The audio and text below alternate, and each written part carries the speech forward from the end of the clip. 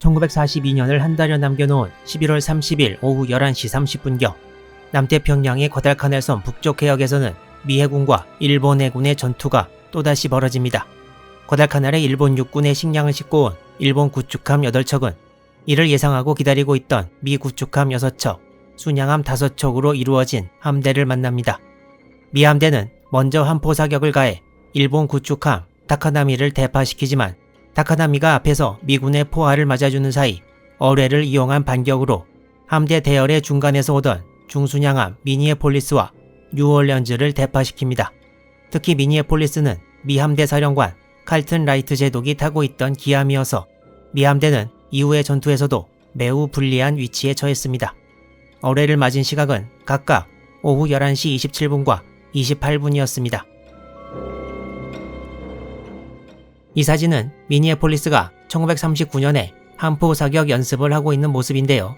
큰 피해를 입은 곳이 바로 이곳이었습니다. 전투 다음 날인 1942년 12월 1일에 미니애폴리스를 찍은 이 사진을 보면 일본 포탑 앞에 선수 부분이 완전히 사라져버린 것을 볼 수 있습니다. 이 사진도 일본 포탑 앞부분의 선체에 가해진 피해를 극명하게 보여주고 있습니다. 기함 미니애폴리스에서는 37명의 수병들이 전사했습니다. 전투 종료 후 약 8시간 뒤에 찍은 이 사진에는 일본군의 어뢰로 인해 이번 포탑 앞부분이 전부 떨어져 나간 뉴올리언즈의 모습이 보입니다. 자세히 보면 함의 앞부분이 침수 등으로 뒷부분보다 더 내려와 있는 것도 알 수 있습니다. 이 사진은 한 달쯤 후에 호주에서 뉴올리언즈를 찍은 사진이라는데 대충 임시로 막아놨지만 아직 정식 복구는 시작 안 된 시점으로 보입니다. 이 사진을 앞서 보았던 미니애폴리스의 피해와 비교해보면 일본 포탑까지 날아간 뉴올리언즈의 피해가 더 큰 것을 알 수 있습니다. 뉴올리언즈에서 사라진 함수 부분은 약 45.7m 정도로 함 전체 길이의 25%에 해당했습니다. 전투 시작 20분도 채 안 돼 중순양함 2척을 퇴장시킨 일본 함대는 계속 공격을 가해왔습니다.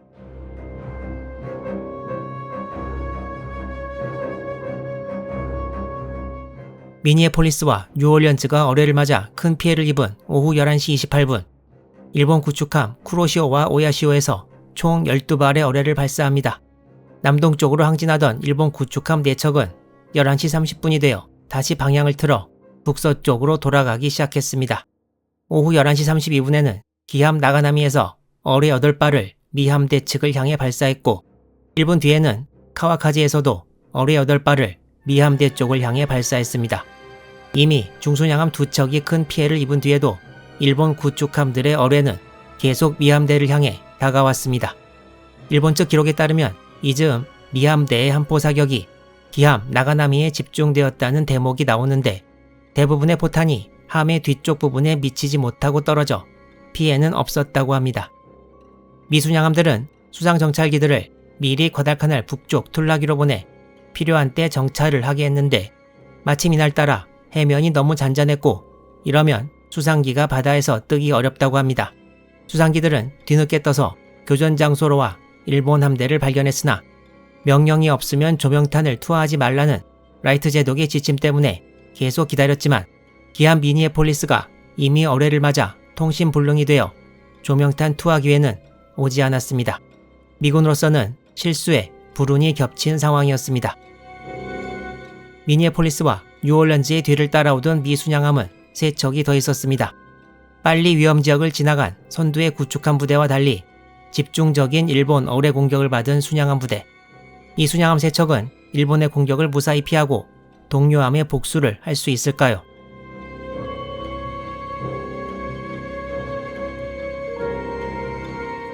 여기 보이는 중순양함 펜사콜라는 1930년에 취역해서 1934년에 취역한 미니애폴리스와 뉴올리언즈보다 오히려 선배였는데요. 미드웨이 해전에서 항모 요크타운을 돕다가 어뢰를 맞기도 했고 산타크루즈 해전에서 침몰한 항모 호넷의 생존자를 구조해 오기도 했습니다. 이번 타사파론가 해전에서는 자기보다 대열에 앞서가던 중순양함 2척이 전부 어뢰를 맞았는데요. 펜사콜라는 과연 일본 어뢰를 피할 수 있을까요? 오후 11시 27분부터 33분까지 일본 구축함들은 많은 수의 어뢰를 발사했습니다. 어뢰를 맞은 미니애폴리스와 뉴올리언즈의 바로 뒤에 펜사콜라가 있었는데 앞에 두 척이 어뢰를 맞고 속도가 갑자기 줄어들자 회피 기동을 시작합니다. 펜사콜라는 충돌을 피하기 위해 미니애폴리스와 뉴올리언즈의 좌현 쪽으로 들어옵니다. 펜사콜라는 대파된 미니애폴리스와 뉴올리언즈를 통과하고 바로 원래의 침로로 돌아옵니다. 문제는 펜사콜라가 다시 취한 북서쪽으로 향하는 300도 방향으로 계속가면 바로 일본함들이 미함대를 향해 발사한 어뢰들과 맞닥뜨리게 된다는 것인데요. 일본 어뢰들이 오니까 원래의 항로에서 벗어나서 회피 기동을 했으면 좋았겠지만 원래의 방향을 고집한 것은 펜사콜라가 일본함의 사격을 더 쉽게 할 수 있었기 때문이라고 합니다. 펜사콜라가 계속 원래의 방향으로 항진하고 있던 오후 11시 39분 일본 구축함이 발사한 어뢰 한 발이 펜사콜라의 뒤쪽 부분에 명중합니다. 이때 펜사콜라의 위치는 사보섬 정남단에서 약 5km 정도 떨어진 곳으로 추정됩니다. 이때 펜사콜라는 바로 앞에 뉴올리언즈가 어뢰를 맞고 우현으로 갑자기 가는 바람에 충돌하지 않으려고 좌현 쪽으로 회피 기동을 했다가 앞선 순양함 두 척의 화재로 인해 자신의 실루엣이 일본함에 선명히 보여 일본 구축함들이 11시 32분경에 쏜 어뢰들의 목표였다는 설도 있습니다. 이 도면에는 펜사콜라가 당시 입은 피해 위치와 정도가 나와 있습니다. 이 원부분이 함의 프로펠러로 어뢰가 맞은 위치가 함의 후미 부근임을 알 수 있습니다. 당시 연료탱크가 어뢰 공격으로 파괴되어 연료가 물기둥과 함께 치솟아 올라 함의 여러 군데에 화재가 발생하고 사상자가 났습니다. 이 사진에는 전투 이후 날이 밝고 찍은 펜사콜라가 나와 있는데요. 이쪽 부근이 어뢰가 명중한 곳입니다. 펜사콜라는 뛰어난 대처 능력을 보여줘서 보일러실 하나와 엔진실 하나를 살려서 과달카날 북쪽 툴라기로 피항하는 데 성공합니다. 피해를 입은 곳이 바로 이 3번 포탑 아래여서 포탑도 기능에 많은 손상이 왔습니다. 따라서 1943년 초 진주만에서 정식 수리를 진행하면서 3번 포탑을 제거하고 새로 달게 됩니다. 이제 미군 순양함대는 5척 중 3척이 퇴장하고 2척만 남았습니다.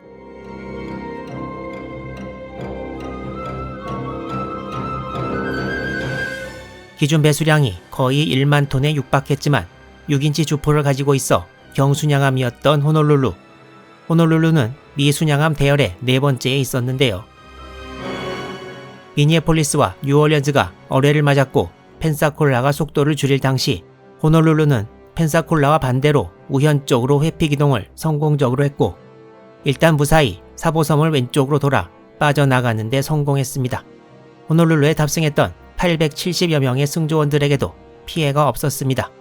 그리고 이때 처음부터 선두에 섰던 구축함 4척은 이미 사보섬 왼쪽으로 빠져나갔고 이제 미함대 순양함 대열의 맨 끝에 있던 중순양함 노샘프턴이 남았습니다.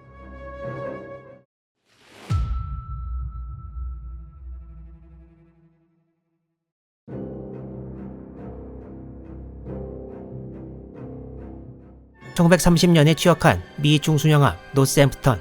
노샘프턴은 둘리틀 공습과 미드웨이 해전에도 참가했고 항모 와스프가 일본 어뢰에 침몰할 때 근처에 있었고 항모 호넷이 침몰할 때 견인을 시도하기도 했습니다.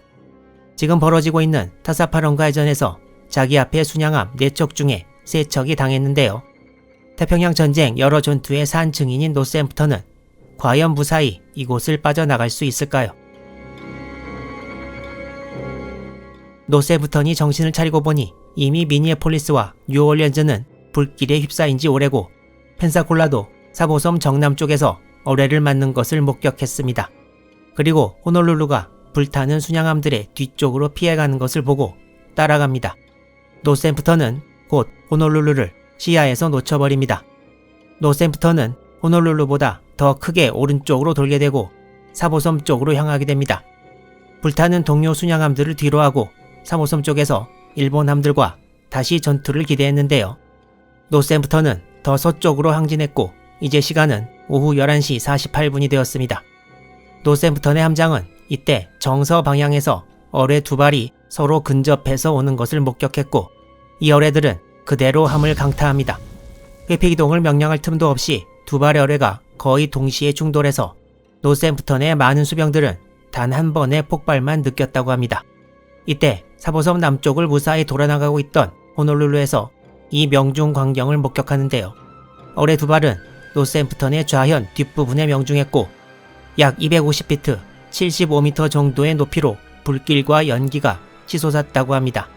그런데 서쪽 270도 방향에는 그 시간에 일본함이 없었고 아마도 어뢰가 온 진짜 방향은 아니었을 것이라고 추측됩니다.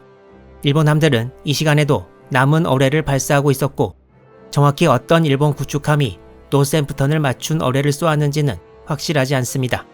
노스햄프턴은 어뢰로 인한 선체의 구멍으로 계속 해수가 유입되었고 엔진까지 멈추면서 펌프를 가동할 수 없는 지경에 이르러서 결국 총원 퇴함 명령이 내려지고 12월 1일 오전 3시 4분 침몰합니다. 태평양 전쟁 역전의 용사였던 중순양함 노스햄프턴은 과달카날에서 운명을 다하고 맙니다. 노스햄프턴에서는 50명이 전사하고 나머지 650여 명은 전부 구조되었습니다. 이 사진은 미군 PT-109가 노스햄프턴의 생존자를 구조해서 툴라기항으로 들어오는 모습입니다. 오른쪽에 보이는 순양함은 앞부분이 완전히 날아간 뉴올리언즈입니다. 몇 개월 후인 1943년 4월 23일 이 PT-109에 새로운 지휘관이 오게 되는데 그 사람이 바로 나중에 미국 대통령이 되는 존 F 케네디입니다. 전체 함대에 선두에 섰던 미 구축함 4척은 일본 어뢰의 희생양이 되지 않고 사보섬을 멀리 돌아 위험 지역을 빠져나왔고 무사했습니다. 전투 시작 직전에 합류해 아무 작전 계획도 공유받지 못하고 맨 뒤로 보내진 구축함 2척도 전투가 시작되고 미 순양함들이 피해를 입자 일찌감치 전장을 빠져나왔습니다. 미국 측에서는 미니애폴리스에서 37명, 뉴올리언즈에서 183명 전사, 그리고 펜사콜라에서 125명, 노스햄프턴에서 50명이 전사했습니다. 움직이지 못하게 된 3척의 순양함들은 일본 항공기들의 공격을 피하기 위해 위장을 했고 이후 수리를 거쳐 전선에 복귀하는데 거의 8개월에서 10개월 정도가 걸렸습니다. 일본 구축함들은 기동불능이 된 타카나미를 돕기 위해 2척이 남았으나 피해가 없었던 미 경순양함 호놀룰루와 다른 구축함들이 접근하자 구조를 포기하고 돌아갑니다. 기록에 의하면 노스햄프턴이 어뢰를 맞기 몇 분 전에 이미 일본 함대에 퇴각 명령이 내려졌고 12월 1일 오전 1시 30분경에는 이미 전 함대가 퇴각을 완료했다고 합니다. 타카나미는 오전 1시 37분경 함장 포함 약 210여 명의 인명피해를 내고 침몰했습니다. 40~50명의 타카나미 생존자가 과달카날에 도착했고 이 중에 19명이 미군의 포로가 되었습니다.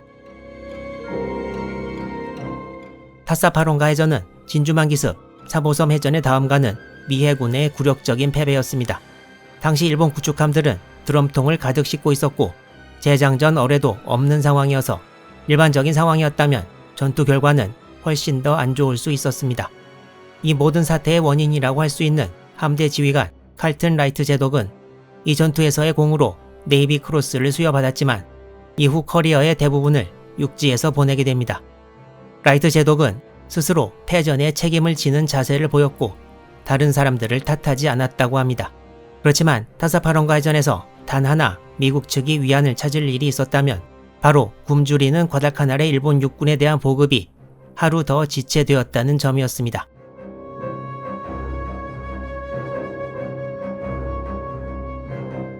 일본은 한 번의 실패에도 불구하고 과달카날의 육군에 보급을 해야만 했고 12월 3일 오후에 이번엔 10척의 구축함으로 다시 드럼통 보급을 시도합니다.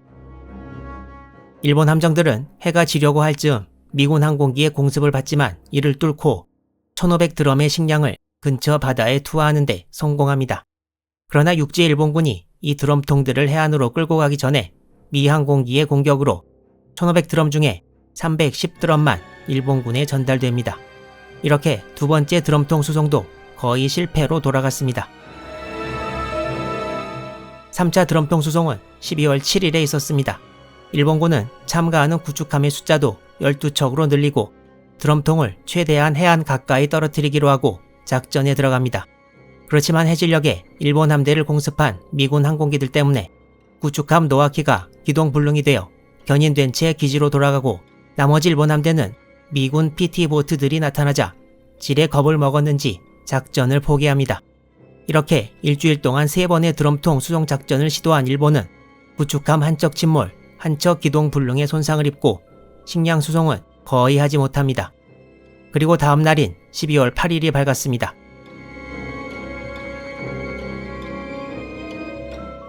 (12월 8일) 오후 3시 일본 해군 측 참모 몇 명이 라바울의 일본 육군 제8방명군 사령부를 방문합니다. 여기서 해군 측은 육군 측에 어떤 제안을 하는데 일본군 기록에는 이것이 해군 측의 폭탄 제안이라고 묘사하고 있습니다. 그 중요 내용은 과달카날에 더 이상 구축함 수송을 실시하지 않고 대신 잠수함으로 물자 수송을 한다는 것이었습니다. 이전에 다룬 대로 해군은 이미 과달카날 작전에 회의를 가지고 있던 상황이었는데요. 잠수함 수송이 효율적이지 못해서 대신 구축함 드럼통 수송을 계획한 것인데 구축함 수송을 못하겠다는 것은 과달카날을 그만 놓으라는 뜻으로 볼 수도 있었습니다. 해군 참모들은 계속 전투가 벌어지고 있는 분하 지역에는 수송을 하겠다고 말하기도 했습니다. 과달카날에 대한 해군 측의 뜻이 공개적으로 드러난 것은 이번이 처음이었습니다. 과연 일본 육군의 반응과 과달카날의 일본군의 운명은 어떤 방향으로 흘러갈까요? 다음 영상에서도 재미있는 이야기로 돌아오겠습니다.